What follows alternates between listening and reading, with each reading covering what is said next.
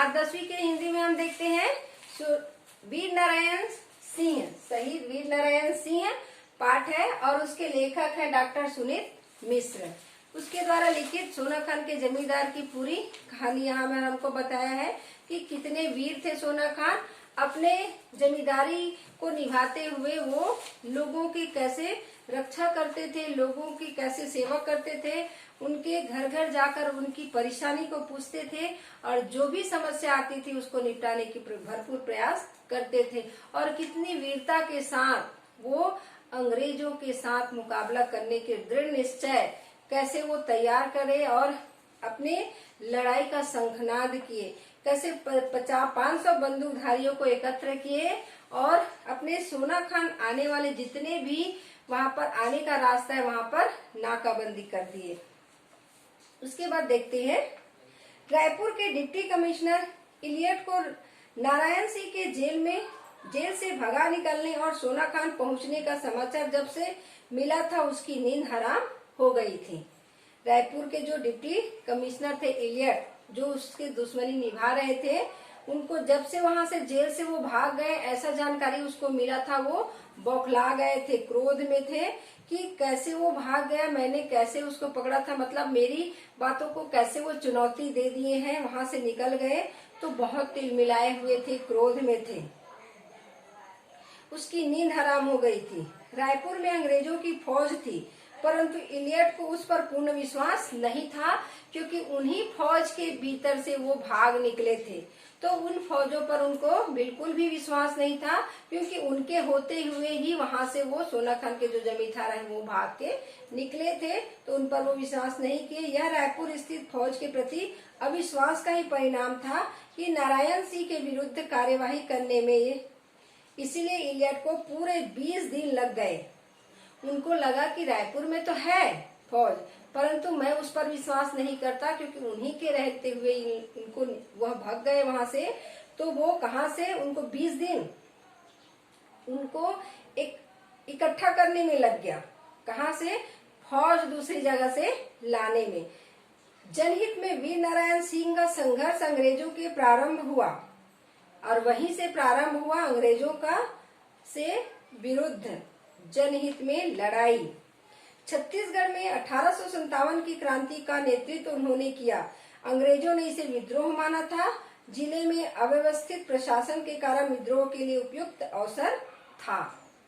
ये स्वतंत्रता संग्राम की पहली लड़ाई मानी गई परंतु अंग्रेज इसे विद्रोह बताया। परंतु ये 1857 की पहली लड़ाई जो वीर नारायण सिंह छत्तीसगढ़ के बिजवार जाति के सपूत थे, जो 1857 में पहली अंग्रेजों के खिलाफ स्वतंत्रता के लिए लड़ाई लड़े थे। सोना खान गांव को खाली करा दिया गया। पास की पहाड़ी में मोर्चाबंदी कर दी गई। सोना खान की ओर आने वाली हर रास्ते पर नाकेबंदी करवाकर मजबूत दीवारें खड़ी करवा दी गई। निकट के गांवों से रसद, शस्त्र, गोला बारूद आदि इकट्ठे किए और साहस के साथ मोर्चा संभाला। पूरा गांव खाली करा दिए गए।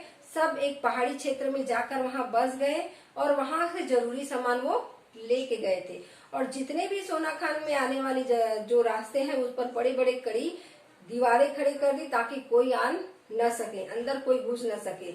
और जितने भी गोला बारूद है उनको इकट्ठा कर वहां पर ले गए और पूरी युद्ध की तैयारी में थे कि कोई भी अगर हमारे सोना खान में हमला करता है तो हम उसको नहीं छोड़ेंगे। उन लोग शस्त्र बल तैयार कर चुके थे और लड़ाई का आगाज कर चुके थे। उन्होंने अंग्रेजों के विरुद्ध खुली बगावत कर ऐलान कर दिया था। उनकी गिरफ्तारी अंग्रेज डिप्टी कमिश्नर के लिए प्रतिष्ठा का प्रश्न बन चुकी थी। ये अंग्रेजों के लिए भी प्रतिष्ठा का प्रश्न बन चुकी थी और ये जो वीर नारायण सिंह है उसके लिए भी, क्योंकि वो भी अपनी जनता के लिए लड़ाई लड़ना शुरू कर दिए थे, अपने खुद के लिए लड़ाई लड़ना शुरू कर दिए थे, अपने भारत माता के लिए लड़ाई लड़ना शुरू कर दिए थे। और अंग्रेजों के लिए भी ये चुनौती बन गया था कि मैंने जो इसको गिरफ्तार किया वो वहां से भाग निकलने में सफल हो गए और मेरे ही विरुद्ध ये लड़ाई लड़ने के लिए मोर्चा तैयार कर चुके हैं। शहीद वीर नारायण सिंह के आत्मसम्मान और देश की सुरक्षा व आजादी की बात बन गई थी। लेफ्टिनेंट ग्रांट के नेतृत्व में पैदल एवं घुड़सवार सेना की एक टुकड़ी बिलासपुर से। तो ये नारायण सिंह के लिए भी एक आत्मसम्मान और देश की सुरक्षा व आजादी की बात भी थी और प्रश्न चिन्ह थी कि मैं अपने आत्मसम्मान की रक्षा कर सकूं।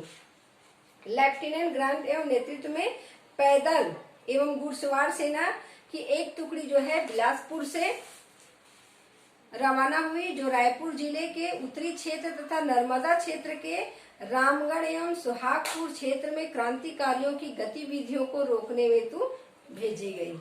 जहां हमको इतनी दूर गाड़ी में जाने में इतनी दिक्कत होती है, वहां से एक टुकड़ी बिलासपुर से सेना भेजी, कहाँ? घुड़सवारी और पैदल बस्तर के लिए, नारायणपुर के लिए।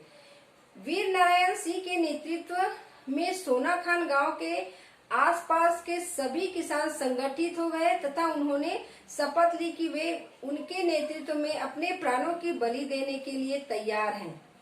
वहां के आसपास के जितने भी गांव हैं, वहां के किसान जो है संगठित हो गए और वह शपथ लिए कि हम वीर नारायण सिंह के नेतृत्व में अपने प्राणों की बलि दे देंगे। हम वीर नारायण के सिंह के साथ में है, जो भी वो करेगा हम उनके साथ में अपने प्राणों की भी परवाह नहीं करेंगे। उनके विरुद्ध, अंग्रेजों के विरुद्ध में हम वीर नारायण सिंह के साथ हैं। वस्तुतः यह छत्तीसगढ़ का पहला किसान संगठन था। छत्तीसगढ़ का किसान संगठन जो बना उस समय, यह छत्तीसगढ़ का पहला किसान संगठन था और वीर नारायण सिंह छत्तीसगढ़ के प्रथम किसान नेता बने। पहला किसान संगठन हुआ और छत्तीसगढ़ के प्रथम नेता बने, किसान नेता। किसानों में चेतना फैलाकर उनकी शक्ति को संगठित कर अत्याचारी शासन से लोहा लेने का कार्य प्रथमा वीर नारायण सिंह ने ही किया। शुरुआत जो है सबके मनों में, किसानों के मनों में चेतना डालकर उनकी शक्ति को संगठित करना, उनके अंतर्मन को झंझोड़ना, उनके साहस को दिखाना, उनके अंदर छुपे हुए जो क्रोध है उसको बाहर निकालना, उनको संगठित करना, अत्याचारी शासन के खिलाफ लोहा लेने को, उनके जो ताकत है उनको दिखाने को प्रेरित करना, ये प्रथमा वीर नारायण सिंह ही थे जो उनको संगठित करने में अपनी भूमिका निभाए। उनको एकत्र किए, उनकी ताकत का उनको दर्शन कराए। उनकी सेना में किसान भी भर्ती हुए, किंतु उनके पास न तो पर्याप्त हथियार थे न ही कोई सैनिक प्रशिक्षित। किसान भी उनके दल में शामिल हुए, उसकी सेना में शामिल हुए, परंतु उतना उसके पास गोला बारूद बंदूक नहीं थे, न ही वो किसान प्रशिक्षित थे। न उनको भाला चलाने आता था, बंदूक चलाने आता था, न तलवार चलाने आता था। प्रशिक्षण की कमी थी, किंतु उनके पास अटूट मनोबल था और स्वाधीनता के लिए संघर्ष का संकल्प था। मेन होता है आत्मबल, मनोबल, जो उनके अंदर कूट कूट के भरा हुआ था। वह अपनी स्वाधीनता, अपने स्वतंत्रता के लिए संघर्ष करने के लिए संकल्पित थे। वो चाहते थे कि हम ये अंग्रेजों के गुलाम ना रहें, हम इससे छुटकारा पाए और अपने स्वतंत्र राष्ट्र में रहें। उसके आत्मविश्वास में इतनी ताकत थी, उनके मनोबल में इतनी ताकत थी कि वो बिना प्रशिक्षित हुए ही वह अंग्रेजों के खिलाफ खड़े हो गए। अत्याचार अन्याय से लड़ने की प्रेरणा थी।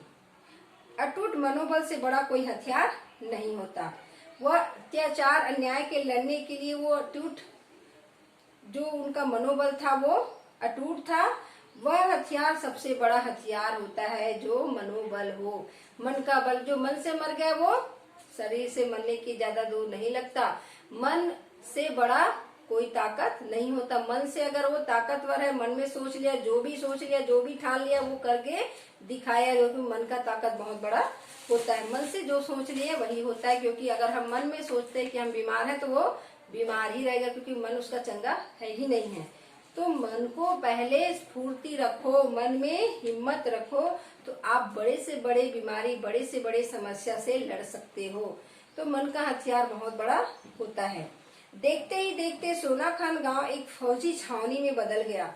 फौजी छावनी, जहाँ जहाँ देखो वहाँ युद्ध कौशल, युद्ध की नीति, युद्ध करते हुए दिखते थे।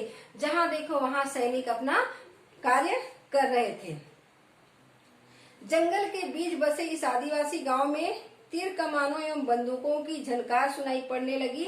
स्वाधीनता के संघर्ष की पहली झनकार सोनाकान के जंगलों से ही उठी थी। वहाँ जो आदिवासी थे, जो तीर कमान बंदूक चलाते थे, वहां की झनकार सुनाई देने लगी और स्वतंत्रता संग्राम की पहली आवाज, पहली फूट, पहली लड़ाई, पहली आवाज सोनाखान के जंगलों से ही सुनाई देने लगी थी।